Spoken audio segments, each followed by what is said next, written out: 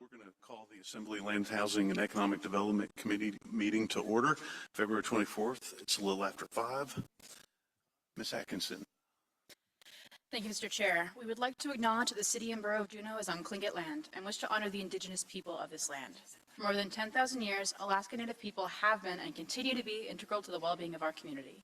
We are grateful to be in this place, a part of this community, and to honor the culture, traditions, and resilience of the Tlingit people.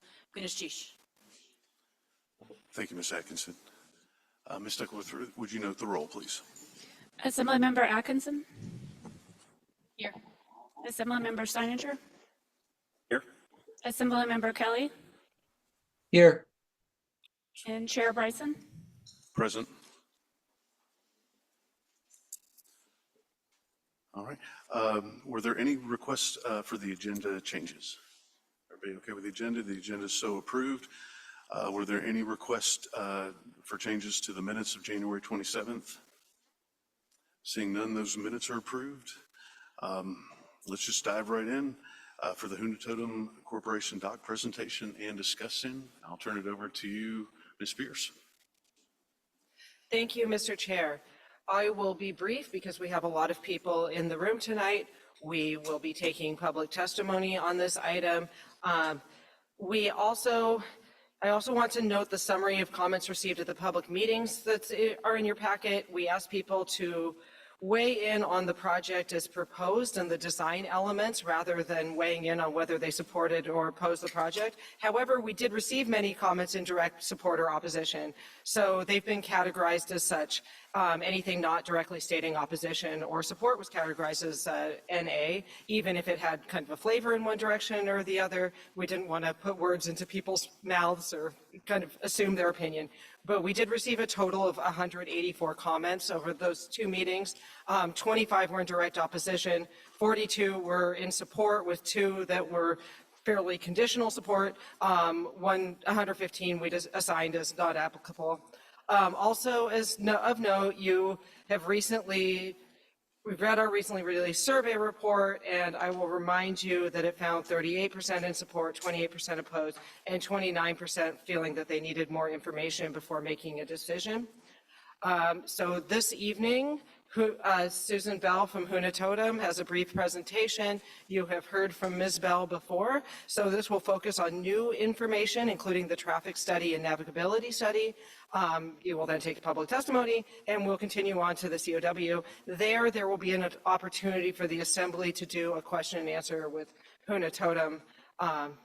And so Assembly members in the room, we will start the COW with that question and answer. And with that, I will ask Ms. Bell to come up to the dais. And while Ms. Bell's getting set up, Ms. Duckworth, could you note that the rest of the Assembly, including the mayor and deputy mayor, that are all present for this lands meeting, even though we only had the lands acknowledged? And Ms. Bell, thank you for coming this evening. You may begin when ready.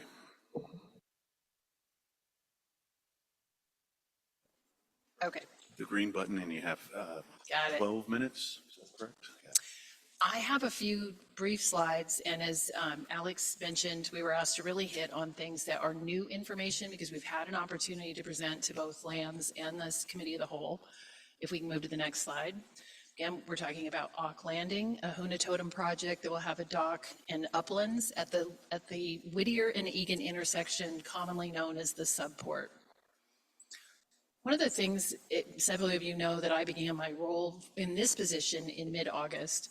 And when I hit the ground running to come up to speed on the project, what needed to be done, I started talking with a lot of community groups. And I wanted to share this, and I plan to anyway, but as we saw the survey results, which were, the survey was held this year. It's something I'm familiar with my prior McDowell career, McKinley research career.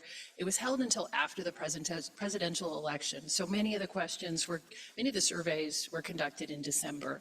And I think it's helpful for you to see here where it's approximately 20 presentations and several conferences that also included Juneau participants, where I've had a chance to get out and talk with a wide array of community groups, including an event that's later this week. And I just wanted to briefly mention, it's the last one in February, an open house that'll be at Spice on Wednesday. So With that, if we move to the next slide, I also just wanted to touch on something that's really unique about this project, that it's been built with a lot of public input, including when Norwegian Cruise Line acquired the property at auction from Alaska Mental Health Trust Authority and held a series of public meetings.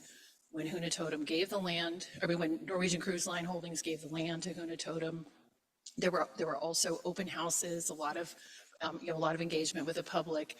Along with that, there's been the Juneau tourism surveys, including specific questions about a cruise ship dock at this property in 2021, and again this last year in the 2024 survey.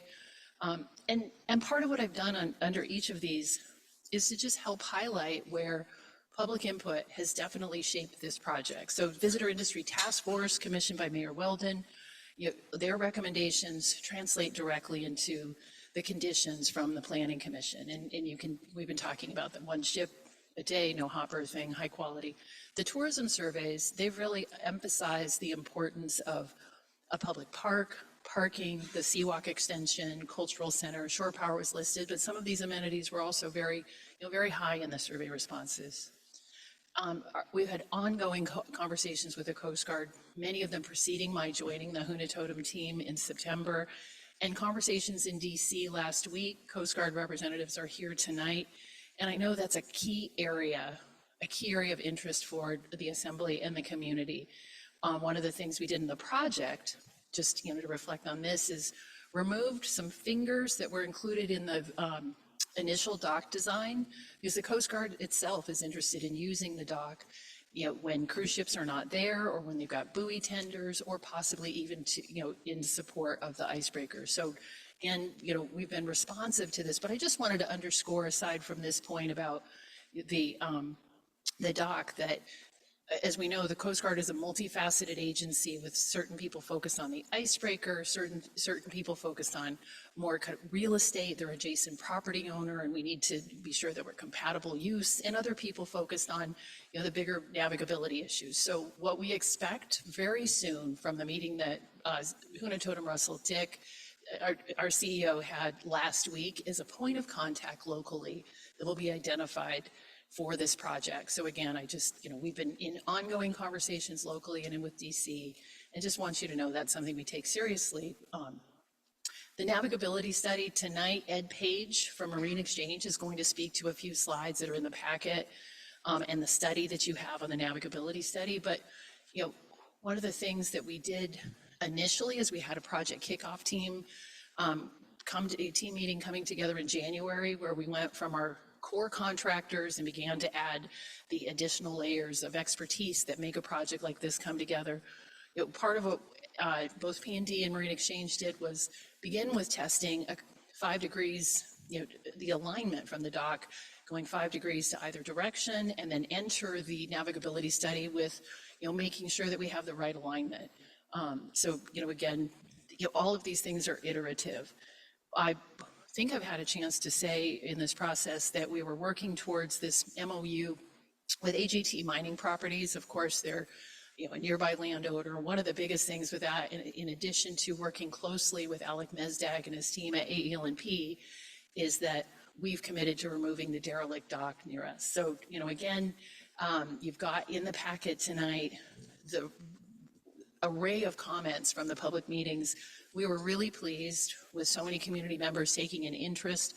We had well over 170 people, lots of comments, and as CBJ staff compiled that, we shared that immediately with Jensen Yorba Wall, with P&D, with Marine Exchange, and with others, because there's just a wealth of information on things that we can incorporate into the plaza, the facilities, the Seawalk, and really wonderful ideas. And again, we're mining that as we speak. I think all of us agreed that a couple of the really fun suggestions, one, a lower tech one, public viewing binoculars on the deck for people to be able to look at our ocean and our marine life and birds. Opportunity to learn about our culture, and carved totem poles is another one. One that we haven't really been able to vet fully, but it was another creative idea, was the rooftop bar. So again, an array of ideas for how people want to use the indoor facilities and outdoor facilities. With that, I think the next slide gives us a chance to transition. And again, we have both Sean from P&D Engineers and Ed Page from Marine Exchange. Ed's going to walk through the next slides. Following Ed will be Corey Wall talking about the traffic study.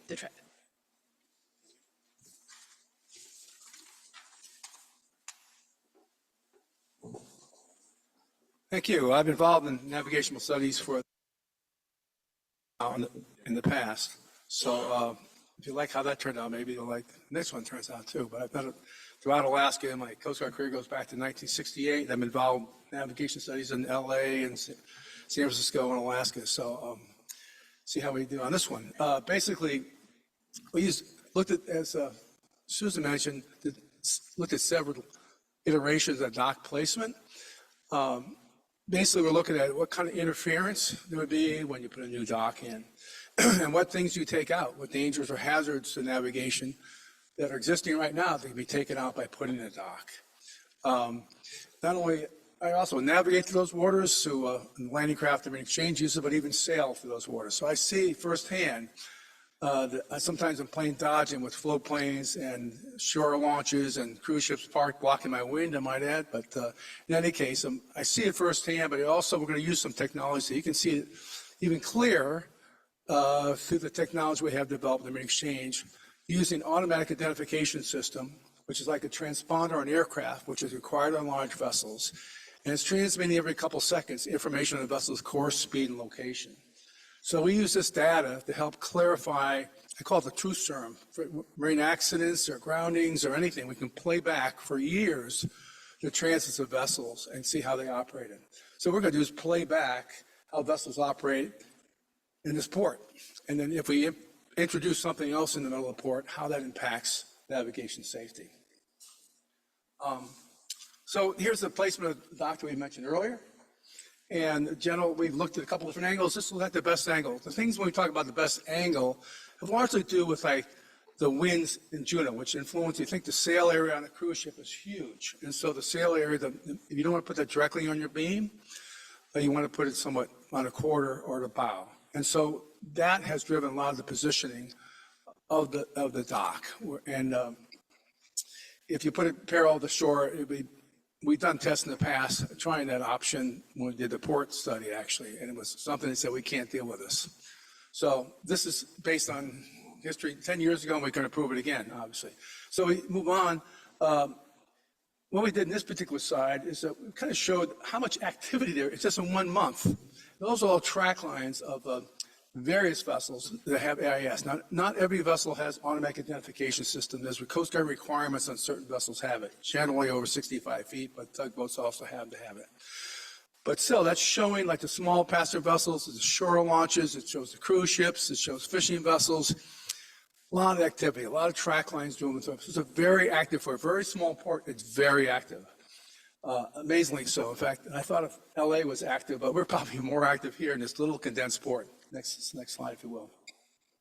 So then we just take it away and look at cruise ships. The purple lines just show the cruise ship activities going to and from their berths. And again, there's a fair amount of activity of these huge vessels, many of thousands of feet long, which is pretty incredible, maneuvering in our port. Fortunately, have a lot of capabilities as far as thrusters and bow thrusters and stern thrusters and variable pitch and controllable pitch propellers that really make them quite incredibly maneuverable. And therefore, you don't see them using tugs very often. But there's an example, again, of only 1 month in our port. Next slide. If we go back, I'm sorry, I should jump. If you notice that the location of Huna Totem Dock does not really interfere with the maneuver in those vessels. Now, it wasn't in place then. They probably give it a wider space had they known it was there, but it's not there at the time that we took these graphics that were generated last summer. Next slide, I'm sorry.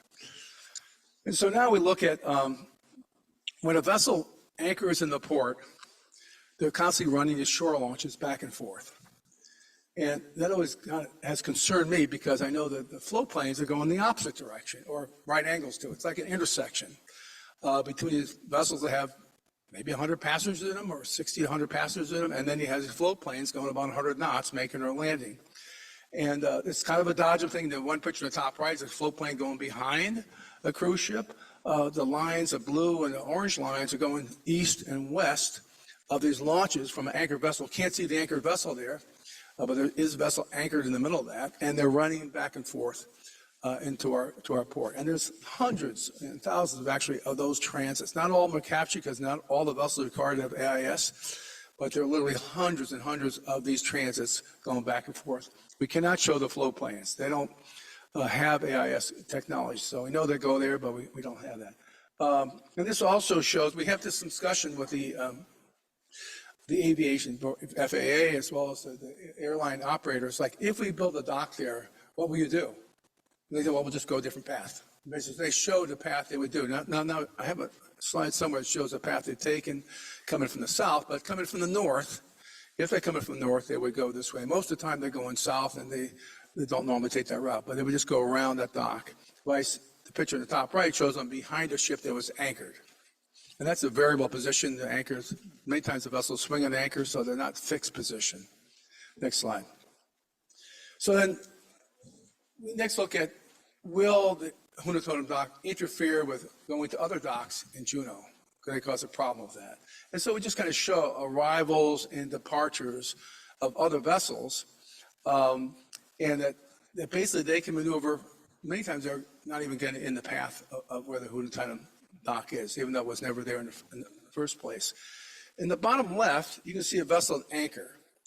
And that's, to me, is the one variable I don't particularly care for in any port, because they may be there, they may not be there, and they swing around the anchor, the position changes. But nevertheless, if you had a vessel anchored, and which we did, and the bottom left shows a vessel anchor, that would interfere with or cause some reduce the sea room, a maneuvering space available for a vessel to make a port call, to pull into a dock. But it shows even with a vessel anchor, which would be more an impediment than what a Huna Totem dock would be, they're still able to maneuver in and out. So they can maneuver in and out with an anchor vessel in that particular location. They can certainly maneuver in and out with ease to a dock that's in that placement, and they'll know exactly where the dock is. It won't move on it. It'll be there in one position. So I show a couple slides of how our vessel's anchored, the red, and the Huna Totem dock in blue, and how that vessel's even when that vessel's anchored in the middle of the harbor, can still maneuver in the situation. Now, of course, if this dock is built, there will be no large passenger vessels based on agreements between CBJ and the cruise industry. There will no longer be large, over 1,000 passenger vessels anchored in the middle of the harbor. And so therefore, you have less transits of shore launches going back and forth. Let me interject here. We are quickly running out of time as we're, All right, sir. we have a whole bunch of people signed All up. right, I'll go very quick then. You can summarize this a little bit quicker. All right. All as we showed other operations of vessels, of towing vessels, recreational vessels, fishing vessels, and small passenger vessels. But it basically shows you they're operating. It won't. If we put a dock there, it won't be significant impact on their routes, the transits. They can move around it. That's what that shows. Next slide. Similarly, this question about the Coast Guard dock. This shows the Coast Guard dock where they bring these buoy tenders every year, the buoy tender roundup. I'm sure you've seen that. They're 225-foot long vessels. So if you add those, if you look, there's two on the berth there, is that lengthwise? Well, you're talking 600 feet probably by the time the space between them and the distance. So the new Coast Guard vessel, the Storis, is 360 feet. So when you talk about space available to maneuver in, they're putting two vessels in that particular area. Not as large as it, but they have a lot more excess, and they've had plenty of space to do that. And they maneuvered in and out of that space quite easily. So those are just shows departures and arrivals of existing Coast Guard cutters pulling the Coast Guard dock right now. Next slide. This shows when an icebreaker came in a dock in the harbor. Icebreakers don't normally call in port there. Most of the time they're out in the middle of the ocean, and so they don't have that much experience. They don't have very maneuverable. They're meant to drive through ice. And they got two tugs. Those yellow things are tugs. So they just use tugs to push them sideways to the dock. So if there's a large vessel, it's not very maneuverable. The Coast Guard is used to just using tugs to get them in and out like conventional vessels. That's basically my navigational study. I'll just move right along. I'll go quick. About 4 or 5 minutes, yeah. Sure. So I'm Corey Wall with Gentry Overall Architects. We had a subconsultant, Dowell Engineers, that did about an 18-month traffic study, and it's 200-some page report that I think you've seen, and I'm just going to summarize the major findings, which are summarized in the two tables that are in this packet. So table 6 shows, I think the next page, shows the levels of service at the intersections all around the Auk Landing site. And so these are the existing levels of service for vehicles going through, delays, et cetera. That was actual traffic counts done by Dowell. So the big column to focus on this is the LOS column, the level of service. This is existing. So you can see it's A at Egan and Maine, A at Egan and Whittier, of course, because we don't have much traffic there, et cetera, C all the way down. The important thing is that DOT and CBJ look for a new development to not have a level of service of D or worse if the existing service is at a level C. So really they're trying to look for minimal impacts. Our next slide shows the calculated impacts in 2035, a decade from now, with growth in town on the roads anyway, and the Auk Landing development, with mitigations that are recommended in the report that are mainly minor in nature. So some restriping, some resignaling of the lights, no pavement changes, no widening of the intersections. And you can see the level of service is basically the same, slight changes, but again, well within everything allowed by DOT and CBJ. There you go, I tried to. Excellent. Thank you. Mr. Blyden, do we have anyone else that is presenting information tonight? No, I think we're done with that section of the meeting, Chair. All right. Well, I want to thank the group for doing that presentation. We're going to go right into the public testimony. Just a little bit of housekeeping stuff. We're going to go with people that have signed up on Zoom, and then I'll go into the audience, or to the audience. When you state your name, when you start, you can say your name and part of town. You do not have to say your address. You can just say which area of town you live in. I'm going to say the person that's on deck. So when I'm indicating who's speaking, if I let you know that you're up next, if you could go and stand behind them, it'll help keep those transitions as quick as possible. I am going to limit it to 15 minutes. I'm sorry, 2 minutes. Everyone's like, awesome. We have about 15 people testifying, so I'm keep it at 2 minutes. When the timer dings, just finish your thought. Finish the sentence, finish the thought. Don't worry about that, but don't continue. And then no applause tonight, please. I know that some of the statements will be really powerful and impactful. We just let them be, and we don't do applause while people are doing public testimony. So with that all being said, thank you for that. I'm going to go to the Zoom. Who's controlling our Zoom stuff? Mr. Allen, I have signed up first, Carla Hart. If you could bring her over. Thank you.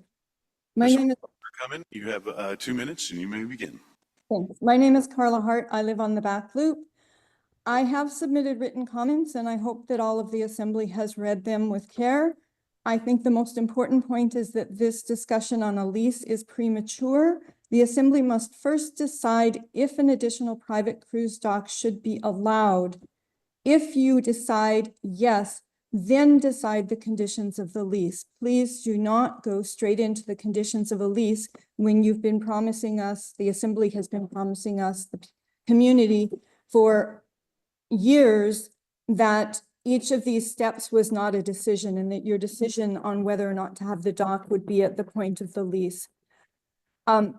In terms of the public comments and the recent open house that was done, these open houses were not objective and did not explain the possibilities and the potential of what could be done with lease conditions. And they did not even directly ask for what residents would like to see as lease conditions. The comments asked about if your great idea, public use, and what else would you like to tell us? But nowhere said, hey, we have an amazing opportunity with the power of the lease to impose conditions that we might not have otherwise been able to impose, such as the shore power condition that the assembly voted in favor of, the Visitor Industry Task Force voted in favor of, and the Planning Commission decided was aspirational and it's allowed to slip, even though Huna Totem continues to say that shore power is an element. The community needs to know that shore power will not be there in the foreseeable future unless the assembly mandates it as a condition of the lease before any operations take place. The health harms from the pollution from the cruise ships is phenomenal, and the city has never directly taken that on to protect the community or even to educate the community on the harms. So again, please step back from this lease discussion and talk about whether or not it's the right time to have an additional cruise dock in downtown Juneau when we haven't addressed management issues, the community. Thank you, Ms. is Hart. impacted. I'm going Thank to you. include your testimony there. Are there any clarifying questions for Ms. Hart? Seeing none, thank you so much for your testimony this evening, ma'am. Next up, we have Bob Janes for Zoom. Mr. Janes, can you hear us?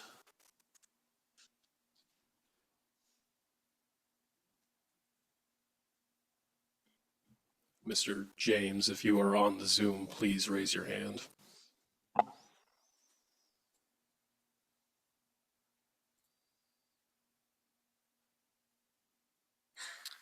I'm going to go to the next Zoom person, Tom Boutin. Is Tom online?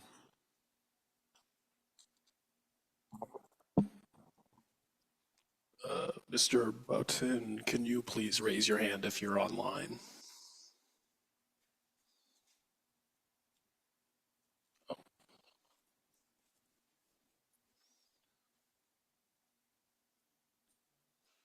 Hello, I'm online. Who is this, please? Tom Boutin, 15635 Glacier Highway. Tom, you have 2 minutes and you may begin. Please go forward with this lease as soon as you can. In every industry, big companies stake out turf. It happens in mining, forest products, petroleum, etc. When Alaska had 2 pulp mills, the frontier was Mitkoff and Zarimbo Islands. This Huna Totem project is very different. It's a home team investing locally. We won't read in the Wall Street Journal that a decision made in Miami, London, or Athens will greatly change our economy. This will never be a company in Arkansas deciding that the one Walmart superstore to close will be the Juneau one. This won't be executives who have never been to Juneau deciding whether the Safeway or the Fred Meyer store here will close. Huna Totem has had a base here for decades. They're us and we're them. And now Juneau, the city of Juneau, is on the right side of the business cycle this time. And now it's up to the city to make decisions as soon as possible to keep this moving. Every taxpayer and every part of Juneau will benefit. Thank you very much. Thank you, Mr. Boutin. Are there any questions, clarifying questions from the committee? Seeing none, thank you again for your testimony. I'm going to try one more time for Mr. Janes. Bob Janes, are you online with us, Mr. Janes? All right. Mr. Allen, if Mr. Jane comes on there, could you just let me know? Mr. Dahl, you were originally signed up for Zoom. Craig Dahl, we'll start with you, and then Kyle McDonald, you're on deck, sir.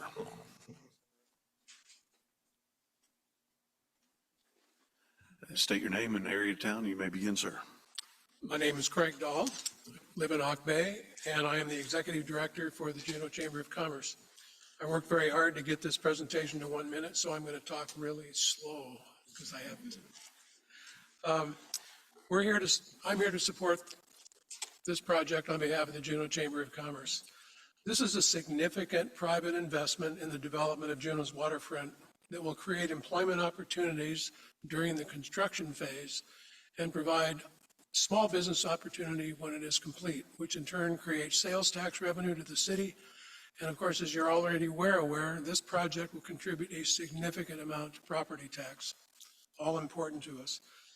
The elimination of hot berthing, the reduction of bus traffic downtown, the expansion of the Seawalk, the additional parking that's going to be available to Juneau residents, more job opportunities throughout the season, and certainly the future connectivity to shore power to further reduce emissions. These are all significant attributes of this project. So the Juneau Chamber encourages the Assembly and all the departments of CBJ to work together toward the successful completion of this project. Huna Totem's put an amazing amount of work into this, and we should not pass up this opportunity. Thank you. Thank you, Mr. Dahl. Are there any clarifying questions for Mr. Dahl? Seeing none, thank you for your testimony. All right, now we have Kyle McDonald on deck, Kathy Coghill. Mr. McDonald, introduce yourself and your part of town, and you may begin. Hello, I'm Kyle McDonald. I live in Douglas. I'm here tonight to express my support for the approval for the Huna Totem dock. As an employee of one of the bus companies here in town, I believe the new dock will benefit tour operations as well as the overall flow of bus traffic in downtown Juneau. The dock's location is ideal for bus access to and from downtown. Within the first hour of a ship's arrival, the majority of our buses are at the dock. Those buses typically come back to the dock 2 to 4 times during the ship's port call, depending on the driver's schedule. This new dock would reduce the amount of times we would have to navigate the often congested South Franklin corridor. And also with the eliminated hot berthing, we'll probably be able to spread out some of those tour departures to have them not all at the same time right at the ship's arrival. Thank you for your time, and that's it. Thank you, Mr. McDonald. Are there any clarifying questions? Seeing none, thank you very much for your testimony. Now Kathy Coghill, up next Desiree Arison. Introduce yourself, the part of town you live in, and you may begin. I'm Kathy Coghill, and I live in North Douglas, and I appreciate the opportunity here tonight. I want to say there are some really exciting opportunities for this piece of land, but I believe the lease right now is premature. I'm most excited about the cultural center, but I feel that local people's concerns are not being weighed adequately in comparison to the commercial. So my biggest concern, there's high potential for traffic backing up at the bridge if a new cruise ship bus station is located at the proposed sites. Buses slowing down to turn, waiting for pedestrians to cross, creeping through a loading zone will back up traffic and result in gridlock at the bridge. This would compromise safety and be a tremendous disservice to our community. Now, we saw the presentation. We're not going to drop below a D, but I'm sorry, we need to hold the line. The Assembly has already flagged the bridge as an essential transportation link in need of backup. So we either have a problem there with traffic or we don't. You can't have it both ways. So if we have a problem there, we don't need buses coming in closer to that bridge. So no development of a new transport hub for tourists should be created at the proposed site until after completion of a second bridge. If you get these steps out of sequence, you'll be creating a gigantic mess. Please don't do that. Get the new bridge completed first. Second project that must be completed prior to considering this lease involves building the necessary infrastructure to get electricity to the proposed site so that ships can plug in. This will be an expensive project that our city and taxpayers can't afford. It should be paid for with cruise tax monies. If we can't get that done, we have no business approving a lease. Finally, we know that cruise ships use scrubbers, which pull pollution out of their exhaust and dump it into our waters. Any lease to use our tidelands must demand compliance with the use of highest grade fuels and a prohibition on scrubber use so close to the Mendenhall wetlands. Thank you, Ms. Coghill. Are there any clarifying questions? Seeing none, thank you again for your testimony. We now have Desiree Arison, on deck Laura McDonald. Ms. Arison, introduce yourself, state what part of town you're in, and you may begin. You have 2 minutes. Hi, my name is Desiree Arison. I live in the Valley, but I'm a business owner downtown. I am the Vice President of the Downtown Business Association, and I'm here to testify on behalf of the DBA in favor for this Huna Totem project. The Downtown Business Association believes that this is a great addition to our downtown community because it'll allow the ship that's normally parked out in the middle of our waters to be shoreside, which will give the passengers more time in port, some more time to do their activities and to walk around downtown and spend their money at our small businesses. Even if this only results in an additional hour That helps our downtown. Every single bit helps our small businesses. Last year, one of the most common conversations I had with tourists was that they would love to walk around downtown more, but they just don't have enough time. We also like the idea of spreading out the buses so we don't have so much of a bottleneck right there at Marine Park and the tram. We also believe that Juneau deserves to have an Indigenous Knowledge, Science, and Cultural Center. It's something that we are missing in our community. The Downtown Business Association supports the Huna Totem Dock project and asks the Assembly to approve the lease. Thank you, Ms. Harrison. Any clarifying questions? Seeing none, thank you for your testimony. Laura McDonald, followed by Roger Calloway. Mr. McDonald, if you introduce yourself and state what part of town you're from, and you may begin. You have 2 minutes. I'm Laura McDonald. I live in South Douglas. I wrote this down tonight so I could be extra quick, so apologize for reading. But I've worked downtown for 25 years now. At our one little business during any given season, we represent over 60 Alaskan artists and employ a minimum of 10 local employees full-time. Many of those positions are now year-round. Building this new dock will likely take customers away from our storefront and may actually reduce traffic to my business. But for me, the picture is bigger than that because I also live here and have lived here my whole life. I love our downtown, not just as a business owner, but as a resident too.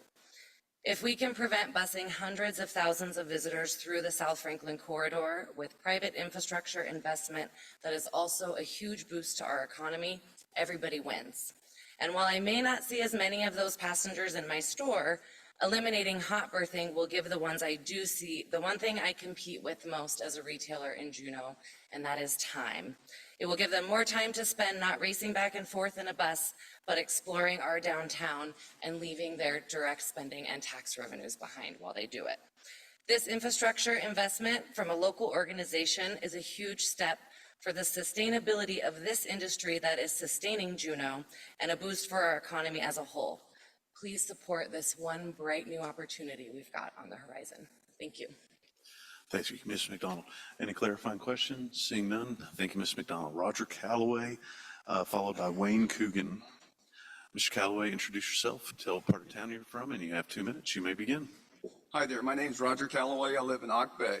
I support the Huna Totem Sidelines East Ordinance and urge prompt execution. This will unleash over $200 million of private investment into our community, bringing jobs and economic opportunity for all. Thank you. Thank you, Mr. Calloway. All right, that's any clarifying questions? All right. We have Mr. Coogan on deck, Bill Leidy. Mr. Coogan, just introduce yourself, what part of town you're from, and you have 2 minutes. You may begin, sir. Wayne Coogan, Ock Bay.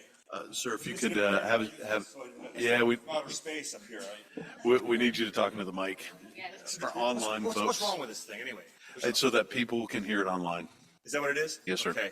All right. So I'm a construction cost engineer and consultant in Juneau, and I think that ordinarily a month is a month or a month, but in Alaska construction, that's not true.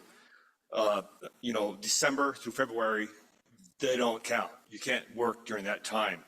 So, in March and November, marginally. So, for the rest of the year, people have to work in construction 60 to 80 hours a week to make up for this, all right? They're working a compressed season. And inversely, the procurement and design process is squeezed into the wintertime in order to get construction on the ground running. So the long lead items for 2025 should be getting ordered right now as we talk. Now, this project is at a critical point. And, don't misinterpret me. I'm not saying that the city is impinging on the thing. I'm just trying to express to you how much stress the applicant is under with regard to the natural situation here. So, I believe, tideland lease, I think it should be treated as an economic and business transaction, and it should be approved routinely rather than seen as another land use review issue. And I strongly urge the city to approve it to avoid further delays and damages to the applicant. The process of construction is very time sensitive. I thank you for your time. Thank you, Mr. Coogan. Any clarifying questions for Mr. Coogan? Thanks for your testimony. We have Bill Leidy, followed by Richard Peterson.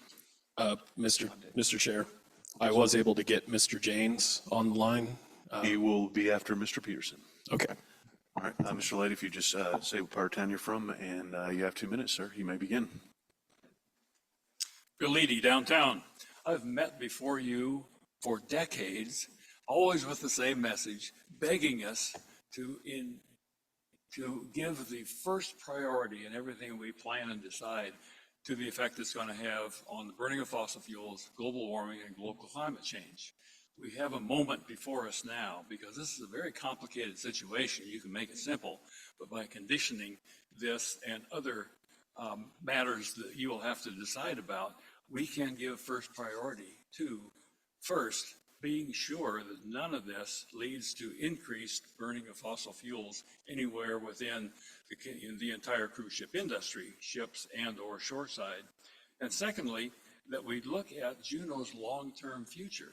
What can we do now cooperatively, avoiding lawsuits with the cruise ship industry to prepare Juneau for its long-term future as the effects of global climate change get worse?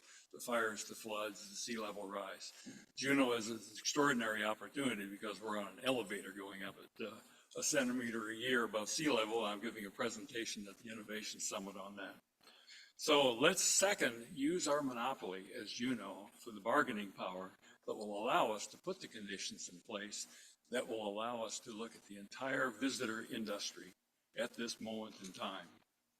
Finally, we will have a business opportunity perhaps to make the clean fuel for the cruise ships, either as methanol or as liquid hydrogen, right at the home ports on Puget Sound or the Strait of Georgia or Strait of Juan de Fuca from a new renewable source energy that may be coming along, renewable source electricity, make the hydrogen, make the methanol, make the liquid hydrogen fuel, deep hot dry rock geothermal. So this is all in a 15-page letter that I blessed you with at exactly 4:30 today. So please enjoy reading it and the 3 attached supplemental files. Any clarifying questions? Mr. Leidy, thank you so much for coming this evening.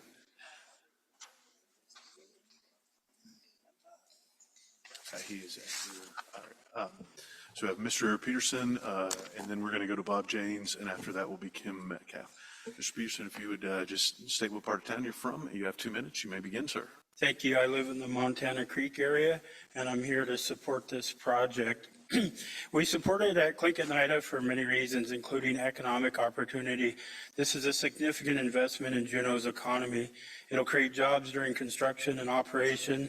It'll generate revenue for local businesses, and this project represents a major step towards greater economic self-sufficiency for Juneau.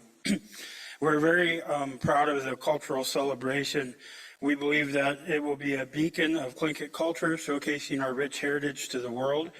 This space will provide opportunities for cultural expression, education, and celebration, strengthening our identity and passing on traditions to future generations. We believe it'll provide community enhancement, which will revitalize the prime waterfront area, creating new public spaces and amenities for residents and visitors to enjoy. This project will enhance Juneau's appeal as a destination, benefiting our community as a whole. We're proud of Huna Totem's partnership and collaboration, their outreach. They've spoken to everybody I think that they can. And we think that this addresses tourism impact. It'll spread out tourism, as you heard from a local business owner. It'll actually divert some of the tourism from right directly downtown. And we believe it's going to help in population retention and growth. As we're seeing a decline in our population here in Juneau, we think this is incredibly important right now. And we think it aligns with the Auk district. And we look forward to the increased property tax revenue, sales tax revenue that it'll bring to Juneau. And for us, we're really interested in the year-round cultural and education offerings. Thank you very much. I hope that we want to showcase our culture in more ways than just land acknowledgements. Thank you, President Peterson. Are there any clarifying questions? And again, thank you for your testimony, sir. We're going to go to the Zoom, Bob Janes, and then Kim Metcalf will be up after that. Mr. Janes, do we have you online? Yes. Can you hear me, Mr. Chair? Yes, sir, we can hear you. Oh. What part of town are you in? And you have 2 minutes and you may begin. Thank you so much for bringing me back. Sorry about the problem. My name is Bob Janes. I live on Mountainside Drive in Juneau, up in the Mountainside area. I am, first of all, in agreement to almost everything I've heard tonight. Some wonderful testimony and some real accurate analysis. I was involved in that piece of property and that location as a destination for many years with the Ocean Center, with the Alaska Ocean Center. And unfortunately, it didn't turn out the way I thought it would, or our board would thought it would turn out because of the change in land ownership. But with that said, Russell Dick of Huna Totem, immediately after that happened, came to the Ocean Center and asked if we would like to be involved in that continuation of the project. And at the time, I didn't have much steam left in me. But that said, I do believe that project is going to be a great enhancement for Juneau. I think it's going to provide all kinds of opportunities for Juneauites to both work and display things, display their wares. And I am also, I'm gonna give Mr. Dick and the organization kudos for reaching out to the Ocean Center almost immediately after that transaction occurred and asked if we still wanted to be part of it. So with that said, one more point to Carla Hart's a question to you. Correct me if I'm wrong, but I believe that a lot of this is going to be, most of it, if not all of it, will be flushed out with a conditional use permits. So, and the conditional use permit requirements. So I don't think we're at the point of having to stop a project right now that has momentum and lots of support. So with that said, thank you very much for this time. And thank you, Mr. Bryson, for bringing me back on.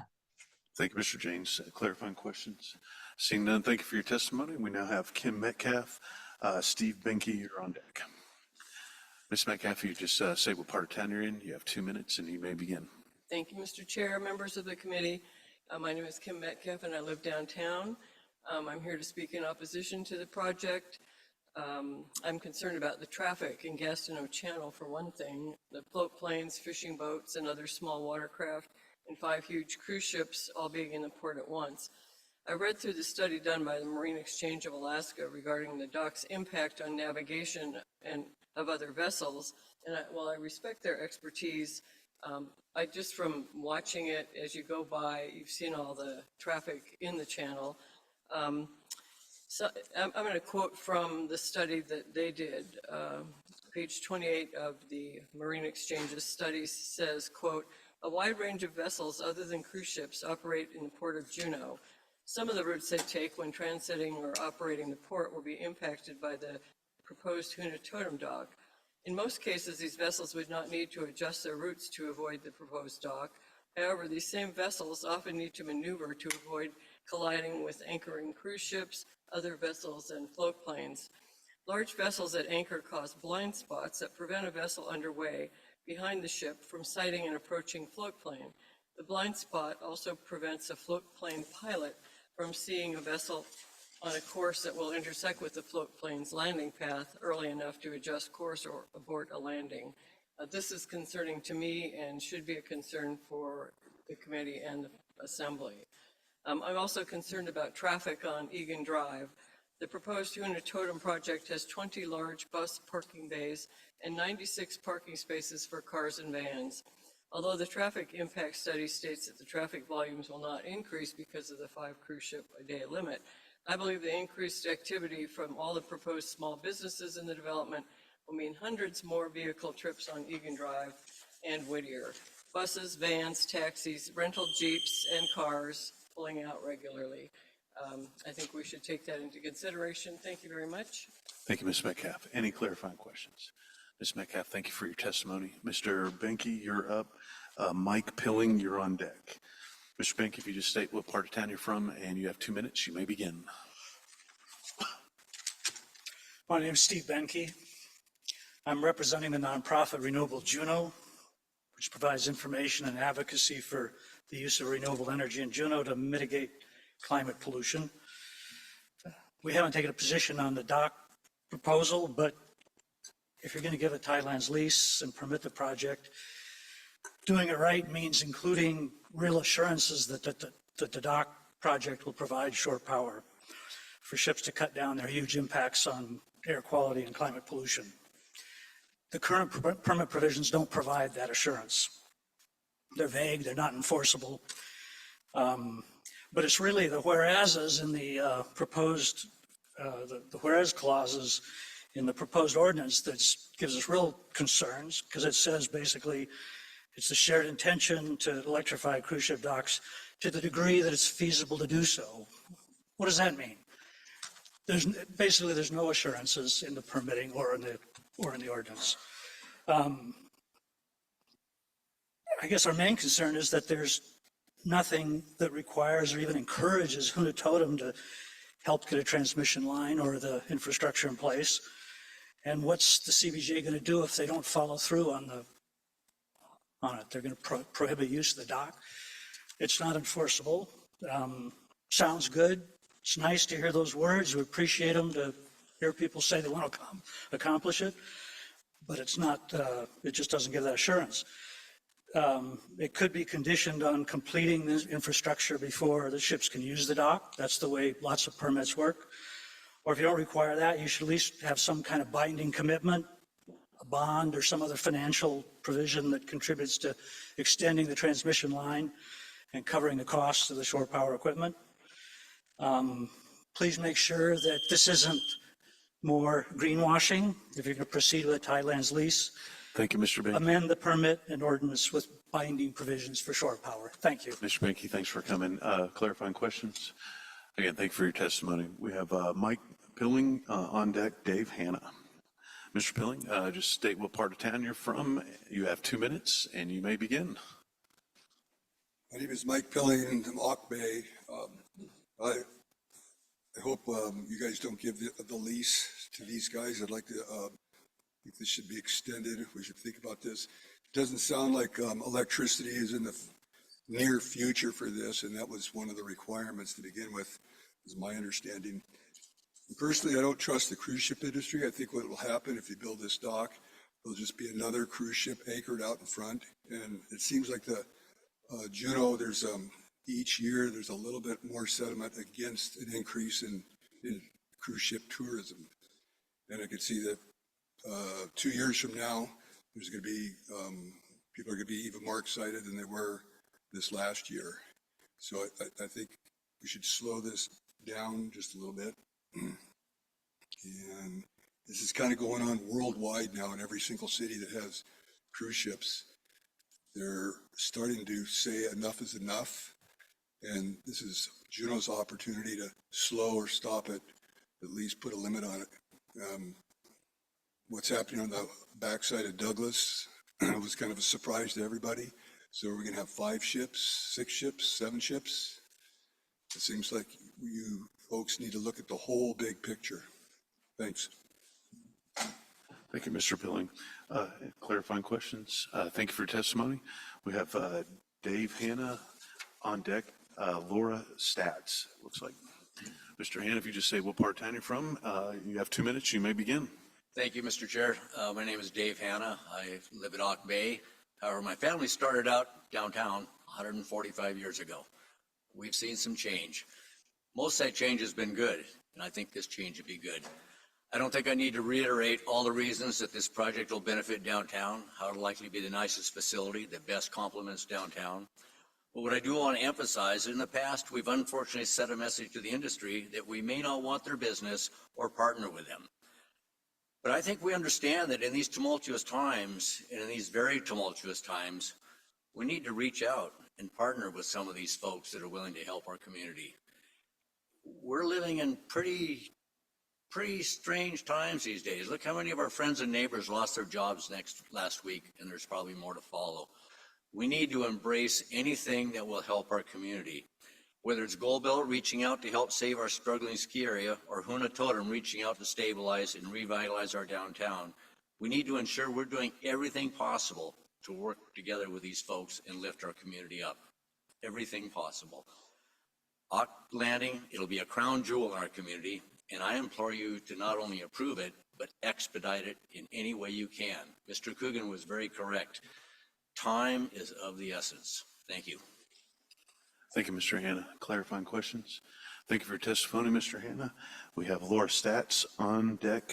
Looks like Serene Hutchins. Ms. Stats, will you just say what part of town you're from? You have 2 minutes. You may begin. Okay.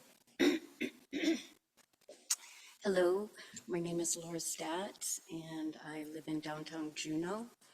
And I'm for the Huna Totem project, and I'm not for the dock, the fifth dock. The question that we need to ask, I think, is should we put another dock in downtown Juneau? I know that there's a notion that will decrease the congestion.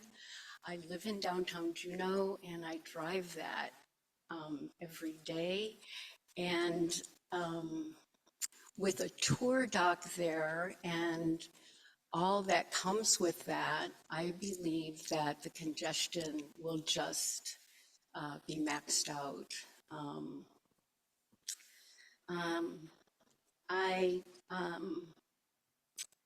I think that we really need to ask ourselves about this lease for Huna Totem and the dock.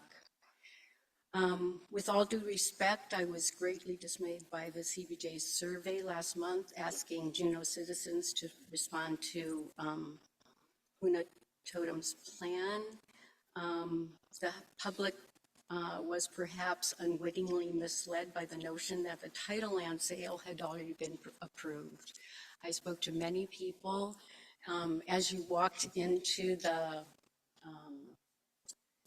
survey, it was presented in a way that the dock was approved and everything that was shown was going to be happening. So I think we need to think about that as well. Okay. Thank you so much, Ms. Stats. For the time. Clarifying questions. Seeing none, Ms. Stats, thank you so much for your testimony. We now have, this should be Serene Hutchins on deck, Heather Marlowe. Mr. Deputy Mayor, those are our last two people that are signed up, so we are coming very quickly to the end of our public testimony as we're going to probably cross over that 6 o'clock line. Sorry about that, Deputy Mayor. Ms. Hutchins, if you just state what part of town you're in, you have 2 minutes and you may begin. Thank you. Serene Hutchinson. I live downtown, right across from the tram. I run a business. We kind of operate in the shadows in that we're an independent company and we don't have cruise line contracts. So I am, of course, pro anything that supports tourism here in Juneau, anything that helps alleviate that traffic, because some of that traffic is me. However, I am not allowed as an independent operator to pick up anywhere except for the city docks, of which I'm very grateful. It works okay for us because the current Norwegian dock at AJ flows in the direction that everybody wants to go. So though I do support this, I would hope that Huna Totem would allow for private companies who aren't contracted with Norwegian to pick up and drop off. Thank you very much for the time to talk about my own personal business. Thank you, Ms. Hutchins. Any clarifying questions? Thank you for your testimony. We now have Heather Marlowe. And is there anyone in the room that had not signed up that wishes to testify still? All right, Ms. Marlowe, if you just introduce yourself, state what part of town you live in. You have 2 minutes. You may begin. Thank you. Heather Marlowe from Rock Bay. Thank you for the good meeting, good testimony. I wanted to start off by saying that I've looked at many projects in my career, and this project has excellent design. I'm really happy with the design. As part of their mitigation, they're looking to remove the derelict dock. That's excellent to see on the waterfront. So starting off really strong there. That's great. My request actually is for an infrastructure prerequisite for occupancy of the dock, the new dock. And the prerequisite for occupancy means you can sign the lease, means you can construct the dock, but you can't start having passengers. So it's a prerequisite to the lease. And my focus is, after reading the traffic study recently, that the study focuses on intersections and vehicles primarily. It talks about pedestrians a little bit. And the void is the sidewalk condition between the dock and here, Marine Park. It's a variable width. It is particularly difficult in front of the hangar and Merchants Wharf. And the prime test is, if you were to build it today, would it look like that? And the answer is no, it's substandard. So that's why I asked for the prerequisite on occupancy, so we can get some sort of a standard width and cleaning up some of the clutter on the sidewalk, et cetera. I think that would be primarily between the city and the state. Of course, Huna Totem is triggering that action. They can be aware of it and run in parallel with it, but that you need to manage that infrastructure piece and have that come in tandem with occupancy and pressure on the dock. So I was a port agent for the cruise ships for a year. It was fun. I learned a few things. People leave and return more than once a day. It's one of the assumptions of the traffic study is you come and go once. That's not accurate in patterns. And my last sentence is, you have a 16,000 passenger limit, but it doesn't talk about crew. The SOLAS list is your crew plus passengers. It's way more than 16,000, and it's not counted for in your traffic study. Ms. Marlowe, thank you for testifying. Any clarifying questions? Again, thank you very much for your testimony. Is there anyone in the room? This is your opportunity if you'd like to speak. Yes, sir. So when you come up, go to the stand. You're going to introduce yourself, state your part of town, and you have 2 minutes. Is there anyone else be thinking about it? Because I'm going to ask the question one last time when this gentleman's done. Introduce yourself, part of town, and you may begin. Hi, I'm Barry Olver. I'm a resident here in Juneau. I'm also a SEPA pilot, so I actually pilot ships.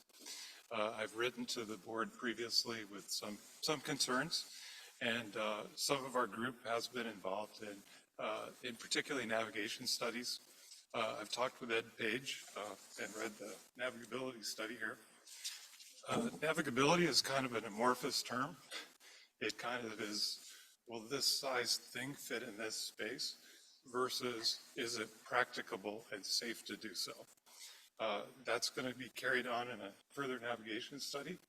I just want to make sure that the assembly is thinking that this is not complete.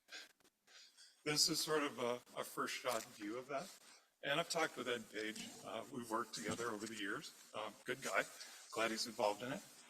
And it's important that it's specifically looked at for that specific location and that it's a detailed study, that it involves pilots.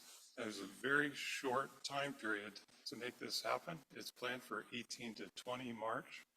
That's not a lot of time to do this. I've done 15 years worth, and I can tell you that's a very short time period to put that together. But watch that closely and really observe how that study looks.